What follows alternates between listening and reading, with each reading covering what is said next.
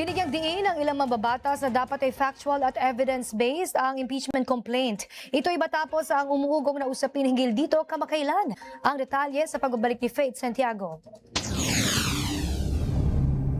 Walang sapat na basehan, gayon din pamumulitika lamang ayon sa ilang mambabatas ang kumakalat na balita tungkol sa impeachment complaint na di umano ay ihahain laban kay Pangulong Ferdinand R. Marcos Jr.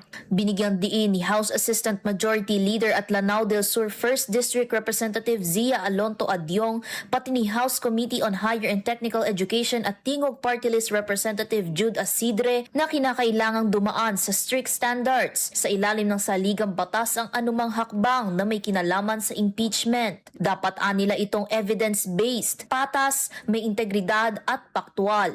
Ibinahagi rin ng representante na kung siya ang tatanungin ay wala siyang nakikitang malalang dahilan o impeachable offense kaugnay sa Pangulo para mahainan ito ng isang matibay na impeachment case. Malaya naman aniya ang sinumang nagbabalak maghain, ngunit kinakailangang aniyang mapanindigan ang ipapataw na aligasyon ng korupsyon at anomalya. What the President did when he revealed itong mga problema sa flood control was not an indication of a guilty person. Diba? Siya nga itong nag-reveal ng expose eh. Diba? And number two, vinito niya yung some portion of the GAA in 2025. Is that an indication of a guilty person?